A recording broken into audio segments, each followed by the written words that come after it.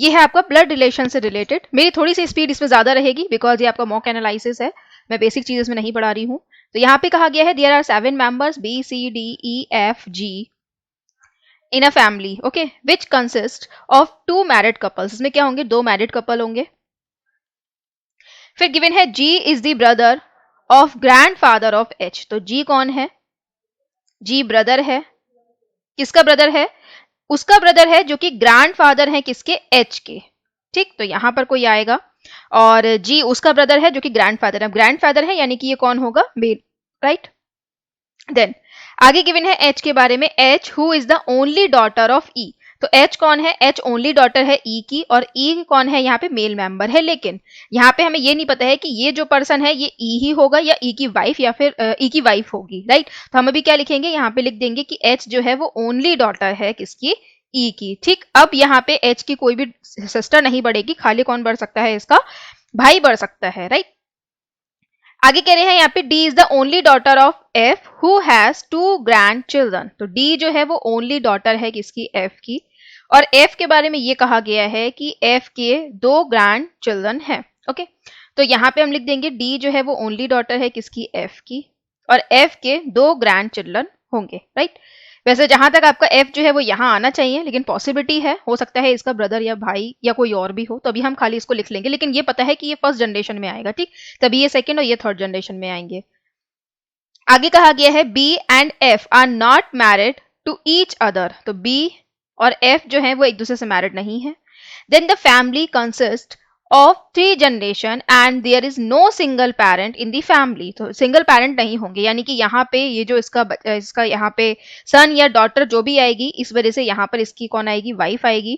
And यहाँ पर भी आपका एक कपल आएगा, ठीक, क्योंकि यहाँ पे इसका भी चाइल्ड दिखाया है जो कि है एच। अब देखो कितने फिल होगा यहाँ पे, 1 2 3 4 5 एंड 6 यहाँ पे फिल हो चुके हैं, यानी कि अब हमें खाली एक को ही बढ़ाना होगा।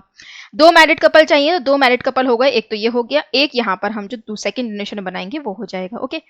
अब बात आती है एफ की, ठीक, हम एफ को कहाँ फिक्स कर सकते हैं। देखो एफ जो है वो यहाँ भी आ सकता है, एफ जो है वो यहाँ भी आ सकता है। एफ के बारे में हमें ये नहीं पता है कि एफ जो है वो मेल होगा या फीमेल होगा, लेकिन ये पता है कि इसकी ओनली डॉटर यहाँ पे डी दिखाई है, तो डी यहाँ पर आएगी, ठीक। इसका यहाँ पे कौन आ जाएगा, हस्बैंड आ जाएगा। अब हस्बैंड कौन होगा, ऑब्वियसली हस्बैंड आपका ई होगा। ई क्यों होगा, क्योंकि ई जो है वो कहाँ पर आएगा, आपका सेकंड जनरेशन में आएगा, और यहाँ पे इसकी डॉटर क्या दिखाई गई है, एच दिखाई गई है, ठीक। तो ई आ जाएगा आपका यहाँ पे और एच हो जाएगी इसकी डॉटर।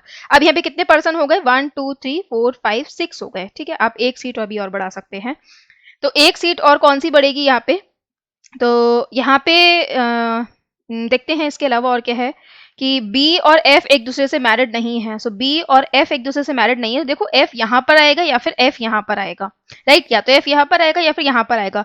इन दोनों में से जब एक भी जगह आपका एफ आएगा तो इसके संग इसकी वाइफ या हस्बैंड भी कोई होगा, तो आपका रेस्ट पर्सन कौन सा बचा है, सी। तो यहाँ पर या तो सी आएगा या फिर यहाँ पे सी आएगा।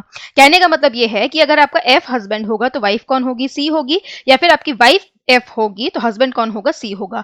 अब बचा यहाँ पे बी। अब बी कहाँ पर आएगा, तो यहाँ पर आपको क्या बताया गया था कि एफ के 2 ग्रैंड चिल्ड्रन है, तो यहाँ पर कौन आएगा, बी आएगा। प्लस बी जो है वो कौन होगा, मेल होगा। क्यों, क्योंकि यहाँ पे एक बात कही गई थी कि H who is the only daughter of E, तो एच जो है वो ई की ओनली डॉटर है, यानी कि ये जो बी है वो कौन होगा, मेल होगा, ये इसका सन होगा, ठीक। एफ और ई का कंफ्यूजन बना रहेगा कि इसमें से कौन मेल है कौन फीमेल है, ठीक है, मतलब कौन फादर है कौन मदर है, राइट। चलिए इसके क्वेश्चंस को देखते हैं। तो पहला क्वेश्चन है यहाँ पे, how is C related to B. C कैसे रिलेटेड है बी से, तो सी कहाँ पर है, सी यहाँ पर भी है यहाँ पर भी है, तो बी से कैसे रिलेटेड है हम नहीं बता सकते। बी सी से कैसे रिलेटेड है ये बता सकते हैं कि ये कौन है, इसका ग्रैंड सन है, लेकिन सी कैसे रिलेटेड है नहीं बता सकते, क्योंकि सी जो है वो बी की ग्रैंड मदर भी हो सकती है और ग्रैंड फादर भी हो सकते हैं। तो आंसर क्या होगा यहाँ पे, सी एंड डी आंसर होगा, ओके। चलिए नेक्स्ट पे मूव करते हैं। नेक्स्ट आपसे कहा गया है, how is F related to mother of E's daughter if C is not a male member. How is F related to mother of E's daughter, F कैसे रिलेटेड है किसके, ई की डॉटर की जो मदर है, यानी कि डी से आपका एफ कैसे रिलेटेड है, अगर आपका सी मेल मेंबर नहीं है। अगर सी आपका मेल मेंबर नहीं है तो कौन होगा, सी आपका फीमेल होगा, एफ यहाँ पे मेल होगा, ठीक। तो डी से एफ का क्या रिलेशन है, आपका एफ जो है वो डी का कौन लगेगा, यहाँ पे फादर लगेगा, इसलिए ऑप्शन नंबर बी होगा इसका करेक्ट आंसर। ठीक है, नेक्स्ट पर आ जाते हैं। तो यहाँ पे कहा गया है how is the only sister in law of husband of K related to B's father if K is married to G. Okay, अगर जी जो है वो के से मैरिड हो, यानी कि जी के जो है वो कौन हो जाएगी, जी की वाइफ हो जाएगी। ओके, तो यहाँ पे ये कहा गया है कि how is the only sister in law of husband of के, यानी कि जी की जो ओनली सिस्टर इन लॉ है। ठीक, अब जी की ओनली सिस्टर इन लॉ कौन होगी, या तो यहाँ पर आपकी एफ होगी या फिर यहाँ पे आपकी कौन होगी, सी होगी। तो यहाँ पे ये कहा गया है कि ये कैसे रिलेटेड होगी, बी के फादर के। ठीक है, तो बी का फादर यहाँ पर कौन है, ई है। ठीक, बी का फादर यहाँ पर कौन है, ई है। अब यहाँ पे सिस्टर इन लॉ आपकी ई की कौन लगेगी, मदर इन लॉ लगेगी। अब इस क्वेश्चन को प्लीज आप लोग ध्यान से सुनिए। देखिए कंफ्यूजन ये है कि मदर इन लॉ कौन होगी, एफ होगी या सी होगी। यहाँ पे इन्होंने एफ एंड सी की बात नहीं कही है, इन्होंने ये कही है कि के जो हस्बैंड है यानी कि जी। ठीक, जी की जो सिस्टर इन लॉ है, तो जी की सिस्टर इन लॉ चाहे एफ हो चाहे सी हो, ये आपके जो बी के फादर हैं यानी कि ई, उसकी कौन लगेगी। तो यहाँ पे बात एफ एंड सी की नहीं हो रही है, यहाँ पे बात हो रही है सिस्टर इन लॉ की, जो इन दोनों में से कोई भी होगा। तो इन दोनों में से जो भी होगा आपका ई का, वो कौन लगेगा, मदर इन लॉ लगेगा। इसलिए आंसर क्या होगा आपका, ऑप्शन नंबर डी। कई लोग शायद इसे सीएनडी लगा के आए हो गलती से, मैं ये नहीं कहूंगी कि ज्यादातर लोग लगा के आए होंगे, जिन्होंने जल्दीबाजी में ध्यान नहीं दिया होगा वो शायद सीएनडी लगा सकते, क्योंकि थोड़ा सा कंफ्यूज करने वाला पॉइंट तो है। चलिए इस क्वेश्चन को देखते हैं। 8 person sit around a circular table facing outside the centre. 8 person जो हैं वो टेबल के चारों ओर बैठे हैं और कैसे देख रहे हैं, आउटसाइड देख रहे हैं सेंटर्स के। T set second to the right of P, तो टी जो है वो कैसे बैठा है, सेकंड टू द राइट बैठा है पी के। जितनी पॉसिबिलिटी बनती जाए आप बना सकते हो। पी अगर यहां पर आता है तो टी यहां पर आ जाएगा। Okay, then Q sits adjacent to S, Q जो है वो एस के एडजेसेंट बैठा है, तो क्यू और एस जो है वो इस तरीके से आ जाएंगे। Then 2 person sits between T और एस, टी और एस के बीच में 2 पर्सन का गैप होगा, तो इस डायग्राम में 1 और 2 का गैप करके आपका एस यहां पर आ सकता है। एक डायग्राम आपका और बनेगा जिसमें आपका 1 और 2 का गैप करके S यहाँ पर आ सकता है। ठीक है, यहाँ पे जो कहा गया है Q और S एक दूसरे के एडजेसेंट होंगे, तो इसमें तो आपका Q यहाँ पर फिक्स हो जाएगा। इसको अगर आप देखोगे तो P यहाँ पर, T यहाँ पर, S यहाँ पर, इसमें आपके Q की जो 2 पॉसिबिलिटी आएंगी, आई एम सॉरी, ठीक है, 1 और 2 का गैप करके S यहाँ पर, इसमें 2 पॉसिबिलिटी आएंगी, उसमें एक बार में Q यहाँ पर और एक बार में Q यहाँ पर आ जाएगा। ओके, फिर कहा गया है U sit second to the left of W who sits adjacent to V, तो यू जो है वो कैसे आएगा आपका, सेकंड टू द लेफ्ट आएगा डब्ल्यू के, और डब्ल्यू और वी एक दूसरे के एडजेसेंट होंगे। प्लस एटलीस्ट 2 पर्सन जो है वो क्यू एंड आर के बीच में आएंगे, कोई सी भी डायरेक्शन में अगर आप इसे काउंट करेंगे तो क्यू और आर के बीच में एटलीस्ट आपके कम से कम 2 पर्सन तो आएंगे ही। अब हम देखते हैं इस वाले डायग्राम में इसे फिक्स करके कि आपका जो डब्ल्यू वी है वो कैसे फिक्स हो सकता है। देखो डब्ल्यू और वी साथ साथ आएंगे, तो यहाँ पर आएंगे। ओके, यहाँ पर आने के लिए अगर मान लीजिए मैं W को यहाँ पे लिखती हूँ तो मैं U यहाँ पे लिखूंगी। ओके, इसके सेकंड टू दी लेफ्ट में U यहाँ पर आ जाएगा, V यहाँ पर आ जाएगा, लेकिन R इस हिसाब से यहाँ पर आएगा। अगर R इस हिसाब से यहाँ पर आएगा तो आप देखो Q और R जो है वो एडजेसेंट हो जाएंगे, जबकि इनके बीच में कितना गैप होना चाहिए, 2 का गैप आपका होना चाहिए। ठीक है, तो इस वजह से यहाँ पे आपका W नहीं आएगा और U भी नहीं आएगा। देन आपका W कहाँ फिक्स हो सकता है, W यहाँ आ सकता है, U यहाँ आ सकता है और V यहाँ पर आ सकता है। ठीक, W के यहाँ पे सेकंड टू दी लेफ्ट में U यहाँ पर आ गया, V इसके एडजेसेंट हो गया, R आ जाएगा यहाँ पे। ध्यान रखिएगा सारे पर्सन आउटसाइड फेस कर रहे हैं, कंफ्यूज मत होइएगा कि आपका लेफ्ट तो इस साइड में जाता है, आपने इधर क्यों लिख दिया। सब बाहर फेस कर रहे हैं, इस बात को आप ध्यान रखिएगा। R यहाँ पर आ जाएगा तो आप देखोगे कि U के चाहे आप लेफ्ट में काउंट करो चाहे राइट में काउंट करो, कम से कम Q और R के बीच में 2 पर्सन आएंगे, तो इसमें आपको करेक्ट आंसर मिल जाएगा। लेकिन मैंने हमेशा से कहा है कि मैं यहाँ पे आपको सारी पॉसिबिलिटीज बताती हूँ, जो एलिमिनेट हुई हैं उनको भी समझाती हूँ, तो मैं वो भी समझाऊंगी कैसे एलिमिनेट हुई। ठीक है, यहाँ पे अगर आप देखोगे तो W और V कहाँ आ सकते हैं, सिर्फ इन 2 जगह पर आ सकते हैं। W अगर यहाँ पर आता है तो आप देखोगे U के लिए स्पेस नहीं है, अगर W यहाँ पर आता है तो U यहाँ पर आ जाएगा, V यहाँ पर आ जाएगा, R यहाँ पर आएगा, तो ये Q और R एक दूसरे के एडजेसेंट हो जाएंगे, इसलिए ये यहाँ पे कट हो जाएगी। ठीक, यहाँ पे अगर आप देखोगे तो 2 स्पेस जो लगातार खाली है, एक ये है और एक ये है, इसके हिसाब से आपका जो W है वो कैसे आएगा, अगर W यहाँ पर आता है तो U यहाँ पे नहीं आ सकता, और W यहाँ पर आता है तो U यहाँ पे नहीं आ सकता, मतलब U की पॉसिबिलिटी ही यहाँ पे फिक्स नहीं हो रही है, इसलिए कट जाएगा और यही हमारा करेक्ट डायग्राम बन के आएगा। देन यहाँ पे देखोगे आप पहला जो क्वेश्चन है वो, तो यहाँ पे लिखा है dash and dash are the neighbour of R, R के नेबर कौन है यहाँ पे P and T, option number D होगा यहाँ पे correct answer. Then sits third to the left of S, S के थर्ड टू द लेफ्ट में कौन है, सो 1 2 एंड 3 V है ना, सो ऑप्शन नंबर बी होगा यहाँ पे करेक्ट आंसर। ओके, देन आगे बढ़ते हैं, तो गिवन है यहाँ पे if counted from if counted from the left of you, अगर यू के लेफ्ट से काउंट करते हैं, ठीक है, इस साइड से काउंट करते हैं, देन कितने पर्सन यू और पी के बीच में आएंगे? तो कितने पर्सन आएंगे? 1 and 2, दो पर्सन आएंगे। तो सॉरी, कौन कौन से हैं यहाँ पे? टी और आर, टी और आर हैं, तो फर्स्ट एंड सेकेंड, तो फर्स्ट एंड सेकेंड, तो ऑप्शन नंबर ई होगा करेक्ट आंसर। ठीक है, आगे बढ़ते हैं। तो यहाँ पे नेक्स्ट कहा गया विच among the following does not from a group, एक ग्रुप से नहीं है। तो पी एंड यू, तो पी यहाँ पर है, यू यहाँ पर है, दो का गैप है। आर और वी, तो आर यहाँ पर है, वी यहाँ पर है, अगेन दो का गैप है। ठीक है, ये राइट साइड में चल रहा है इन लोगों के। टी एंड डब्ल्यू, तो टी यहाँ पर है, डब्ल्यू यहाँ पे है, राइट साइड में दो का गैप है। यू और क्यू, यू यहाँ पर है, क्यू यहाँ पर है, राइट साइड में दो का गैप है, यानी कि ई आंसर होना चाहिए। वी और पी अगर आप देखोगे तो वी यहाँ पर है और पी यहाँ पर है, राइट साइड में कितना गैप आ रहा है? 3 का आ रहा है, जबकि बाकी चार में दो दो का गैप आ रहा है। सो ऑप्शन नंबर ई यहाँ पे करेक्ट आंसर होगा। Then which among the following statement is are true, कौन सा स्टेटमेंट यहाँ पे ट्रू है? तो U sits to the immediate left of T, T के इमीडिएट लेफ्ट में क्या यू है? नहीं है। S second to the right of R, S जो है वो कैसा है आपका? आर के सेकेंड टू द राइट में है? नहीं, ये लेफ्ट में है। Then V sits third to the left of S, तो क्या V third to the left है एस के? तो 1 2 and 3, यस, वी जो है वो कैसे है? थर्ड टू द लेफ्ट में है एस के। तो यहाँ पे जो करेक्ट आंसर है वो क्या होगा आपका? Option number 3।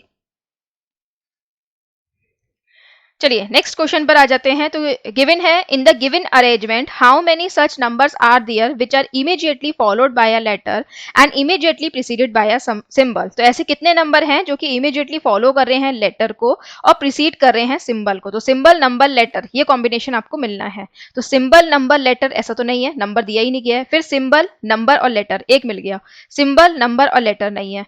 फिर सिंबल नंबर यहाँ पे नहीं दिया गया है, सिंबल दिया गया है, फिर नंबर नहीं दिया गया है, सिंबल नंबर और लेटर, यहाँ पे हमें फिर एक और मिल गया। तो कितने मिले हमें? यहाँ पे दो मिले। सो ऑप्शन नंबर बी होगा यहाँ पे करेक्ट आंसर। फिर गिवन है in the given arrangement how many such letters are there which In the given arrangement, how many such letters are there which are immediately followed by a number but not immediately preceded by a symbol? ऐसे कितने letters हैं जो कि immediately follow कर रहे हैं किसको? Number को, लेकिन उनके पीछे क्या ना आए? सिंबल ना आए। ठीक है, लेटर के पीछे नंबर आए लेकिन उनके पीछे उनके पीछे सिंबल ना आए। ठीक है, तो यहाँ पे आप देखोगे लेटर के पीछे नंबर है लेकिन यहाँ पे सिंबल आ गया, तो ये तो काउंट नहीं होगा। फिर आपका लेटर के पीछे नंबर नहीं है, इस लेटर के पीछे नंबर है, ठीक है, तो ये काउंट होगा क्योंकि इसके पीछे सिंबल नहीं है। देन अगर आप देखोगे तो फिर लेटर के पीछे यहाँ पे नंबर दिखाया गया है एंड यहाँ पे ई दे रखा है, इसके पीछे सिंबल नहीं है, तो आर और 1 भी काउंट हो जाएगा। इसके अलावा यहाँ पे आप देखोगे तो ये आपका नंबर है और फिर लेटर है, ओके, जबकि हमको लेटर के पीछे नंबर चाहिए, तो दो हमको यहाँ पे मिल रहे हैं ना, सो ऑप्शन नंबर ए होगा करेक्ट आंसर। देन नेक्स्ट कहा गया है what is the sum of the number between 6 and and in the given arrangement. तो 6 यहाँ पर है, एंड कहाँ पर है? यहाँ पर है। इनके जो नंबर हैं बीच में उनका सम हमें निकालना है। तो क्या है यहाँ पे? 5 5 और 3 कितने हो गए? 8 8 और 4 12 12 और 2 14 और एक हो गया यहाँ पे 15। तो आंसर कितना होगा? Option number D. Then next question given है if all the vowels and symbols are dropped from the arrangement, then which of the following will be fourth element to the left of third element from the right end in the given arrangement? तो यहाँ पे जब आप right से third चलोगे, third के बाद आपको 4 इसके लेफ्ट में काउंट करना है, राइट? तो कितना हो गया यहाँ पे? 7 हो गया। अब आप वॉवल एंड सिंबल इनको आप क्या करेंगे? हटाते जाएंगे वॉवल एंड सिंबल को, और यहाँ पे आप राइट से कितना काउंट करेंगे? 7 काउंट करेंगे। तो 1 हो गया, 2 हो गया, 3, फिर 4, ओके, 4 के बाद 5, 5 के बाद 6 एंड 6 के बाद क्या आ जाएगा यहाँ पे? 7। तो 7 नंबर पे क्या आ रहा है आपका? आर। ऑप्शन नंबर बी होगा करेक्ट आंसर। आगे गिवन है in the given arrangement how many such symbols are there which immediately preceded by a number. ऐसे कितने सिंबल हैं जो कि इमीडिएटली प्रीसीडेड कर रहे हैं नंबर को? तो यानी कि नंबर और सिंबल आना चाहिए। So number and symbol 1, okay, number and symbol 2, number and symbol 3 and number and symbol 4। ठीक है, तो 4 है ना ऐसे, तो आंसर क्या होगा इसका? Option number 3। चलिए नेक्स्ट क्वेश्चन पर आ जाते हैं। यहां कहा गया है कि 6 batsman score different runs in a match. तो 6 बैट्समैन हैं, ये डिफरेंट रन जो हैं वो स्कोर करते हैं। आगे कहा गया है Ganguly score more than Sachin who does not score the lowest run. तो गांगुली जो है, हमें शायद सर बोलना चाहिए, गांगुली सर, ओके, तो उनके जो स्कोर हैं वो मोर देन है किससे? सचिन से। ठीक है। Then who does not score the lowest run, Sachin जो है वो लोएस्ट रन स्कोर नहीं करते हैं, तो यहाँ की जो सचिन है वो कहाँ नहीं आएंगे, नंबर 1 पे नहीं आएंगे। आगे कह रहे हैं neither Kohli nor Rohit scored less than Ganguly. Okay, तो जो कोहली एंड रोहित हैं वो गांगुली से आपका स्कोर लेस मतलब लेस देन इनसे स्कोर नहीं करते, यानी कि इनसे कम स्कोर नहीं करते हैं, तो यानी कि रोहित एंड कोहली जो है वो कैसे आएंगे, इनके ऊपर आएंगे। ओके, फिर आगे बात करते हैं, तो कहा गया है Jadeja score more than Rohit, तो जडेजा जो है वो रोहित से स्कोर जो है वो ज्यादा करते हैं, लेकिन ये थर्ड हाईएस्ट नहीं है, यानी कि ये 4 वाले नंबर पे नहीं आएंगे। सॉरी, यहाँ पे कहा गया है who is not third highest scorer, तो रोहित के बारे में कहा गया है कि ये थर्ड हाईएस्ट स्कोरर नहीं है, यानी कि रोहित जो है वो नंबर 4 पे नहीं आएगा। Then Dhoni is one of the batsman, तो धोनी जो है वो एक यहाँ पे बैट्समैन है। ठीक है, अब देखते हैं इन्हें कहाँ फिक्स करते हैं। देखो सचिन जो है वो कहाँ नहीं आएंगे, 1 पे नहीं आएंगे, लेकिन 2 पर आ सकते हैं। ठीक, क्योंकि इनके ऊपर हमें कितने लोग देने हैं, यहाँ पे 1 2 3 एंड 4, 4 लोग हमें देने हैं। ठीक, सचिन से जस्ट ऊपर क्या आएंगे, आपके गांगुली आएंगे। ओके, अब यहाँ पे नंबर 4 पे रोहित नहीं आएगा, रोहित नहीं आएगा तो कौन आएगा, रोहित आएगा यहाँ पे 5 पे। क्यों, क्योंकि रोहित के ऊपर हमें जडेजा को देना है, इसलिए जडेजा यहाँ पर आ जाएंगे 6 नंबर पे। अब बचा कोहली, तो कोहली आएंगे यहाँ पे, बाकी बचे धोनी, तो धोनी आएंगे यहाँ पे। ठीक, तो इस तरीके से ये बनकर आएंगे। अब देखते हैं इनके क्वेश्चन कैसे हैं, तो इनके क्वेश्चन इस तरीके से हैं, इफ धोनी स्कोर 34 रन, अगर धोनी जो है वो 34 रन स्कोर करते हैं, and Ganguly score 4 run more than Sachin, अगर गांगुली जो है वो आपके 4 रन ज्यादा करते हैं किससे, सचिन से, फिर what is the probable score off score if Jadeja score 53 run, अगर आपके यहाँ पे जो रोहित है उनके कितने स्कोर बन सकते हैं अगर यहाँ पे जो जडेजा है उनके कितने रन हो, यहाँ पे 53 रन हो। ओके, अब देखो यहाँ पे पॉसिबल नंबर क्या हो सकता है, हमें ये फाइंड करना है। अगर यहाँ पे मैं देखूं कि वैसे तो हमें बताया नहीं है कि सचिन सर के कितने रन है, धोनी का बताया है कि 34 है, ऑब्वियसली सचिन सर ने इनसे ज्यादा ही रन स्कोर करे होंगे, तो हम 35 मांग लेते हैं। ठीक है, 35 के बाद अगर हमने खाली एक ही रन ज्यादा माना है, ठीक है, ऑब्वियसली आपका एक रन तो ज्यादा होगा ही ना, तभी तो इनको रैंक में ऐसा रखा है। उसके बाद 4 रन सचिन से भी ज्यादा किसके हैं, गांगुली के हैं, तो यहाँ पर क्या आ जाएगा आपका 39 आ जाएगा। अब 39 से 53 के बीच में जो भी आपका नंबर होगा वो रोहित एंड कोहली का हो सकता है। ओके, तो 53 से 39 के बीच में यहाँ पे कौन सा नंबर आ रहा है, तो 36 तो नहीं है, ये 39 से छोटा है, 42 हो सकता है। 54 और 38 जो है वो 39 से छोटे हैं, 53 से बड़े हैं, इसलिए आपका बी होगा यहाँ पे करेक्ट आंसर। ओके, यहाँ पे आप बिल्कुल मान के चलेंगे, आपको नहीं पता है कितने स्कोर ज्यादा होंगे, लेकिन एक रन तो ज्यादा होगा ही, कम से कम आपका एक रन ज्यादा होगा, तभी तो आपका धोनी से ऊपर की तरफ सचिन को रखा गया है। ओके, द नेक्स्ट क्वेश्चन है आपका, इफ रोहित स्कोर 39 रन, अगर रोहित 39 रन स्कोर करते हैं एंड गांगुली स्कोर 23 रन, इनके अगर 23 होते तो कोहली के क्या होंगे, तो 23 एंड 39 के बीच में जो भी फिगर होगी वो होंगे, तो क्या हो सकता है आपका ऑप्शन नंबर सी होना चाहिए यहाँ पर 35। ठीक है, तो ऑप्शन नंबर सी होगा करेक्ट आंसर। चलिए नेक्स्ट देखते हैं, point A is 6 metre west of point B, तो पॉइंट ए जो है वो 6 मीटर वेस्ट में है पॉइंट बी के, which is 8 metre north of point C, जो कि 8 मीटर कैसे है, नॉर्थ में है पॉइंट सी के, तो हम 8 दिखा देंगे और यहाँ पे दिखा देंगे सी को। Which is 3 metre west of point D, तो ये 3 मीटर वेस्ट में है किसके, पॉइंट डी के। Then D is exactly between F and E, तो एफ और ई के बीच में है डी, लेकिन कैसे है, हॉरिजॉन्टल है या वर्टिकल है ये हमें नहीं पता, आगे बढ़ते हैं। Which is 9 metre east of point G, तो ई के बारे में ये कहा गया है कि ई जो है वो कैसे है, 9 मीटर ईस्ट में है जी के। Then point G is 4 metre south of point A, तो जी जो है वो 4 मीटर साउथ में है, यहाँ पे 4 मीटर साउथ में है जी, और फिर इसके 9 मीटर ईस्ट में, यानी कि 6 यहाँ पे और 3 यहाँ पे, यहाँ पर कौन होगा, ई होगा। एंड यहाँ पे आपका ई और एफ के एग्जैक्टली बीच में डी है, यानी कि आपका यहाँ पर आ जाएगा एफ, एग्जैक्टली का मतलब है यहाँ पे 3, आपका जो यहाँ पर पूरा ये टोटल है बी और सी वाला, ये कितना है आपका 8 मीटर है।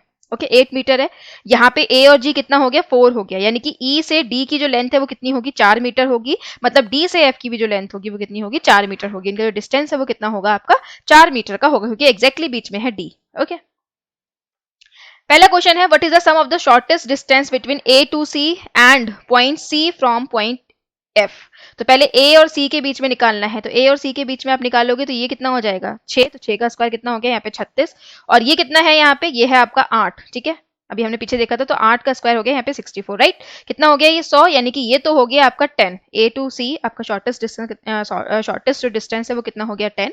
Then C from point F, तो C यहाँ पर है, F यहाँ पर है, ये कितना हो गया, ये हो गया आपका 3, तो यानी कि 9, और ये कितना हो गया आपका 4, तो ये कितना हो जाएगा 16, ये कितना हो जाएगा 25, अंडर रूट करोगे तो 5, प्लस करोगे इसको कितना हो जाएगा यहाँ पे 15। सो ऑप्शन नंबर डी होगा इसका करेक्ट आंसर। नेक्स्ट है, if point P is dash north of point E, okay अगर पॉइंट P जो है वो नॉर्थ में है, इतना नॉर्थ में है E के, then distance between point G and P is 15 metre. तो G और P का जो डिस्टेंस है वो कितना होना चाहिए, 15 मीटर होना चाहिए, यानी कि P जो है वो कहीं यहाँ पर है, यहाँ पे यहाँ पे यहाँ पे कहीं भी है, तो इसमें जो G और P का डिस्टेंस है ये कितना होगा, 15 मीटर होगा, राइट। अब देखो हमें ये डिस्टेंस तो पता है ना, ये कितना है, ये 9 है, तो ये कितना हो जाएगा 81। ये डिस्टेंस कितना है, 15 है, तो 15 का यहाँ पे जो स्क्वायर है वो कितना हो जाएगा 225। आप इसे माइनस करोगे तो कितना आ जाएगा यहाँ पे 144। 144 को आप अंडर रूट करोगे कितना हो जाएगा 12, यानी कि कितना होगा आपका 12 मीटर नॉर्थ में होगा। सो ऑप्शन नंबर बी होगा इसका करेक्ट आंसर। चलिए ये भी देख लेते हैं, आपका लास्ट क्वेश्चन है, गिवन है some points are line, so some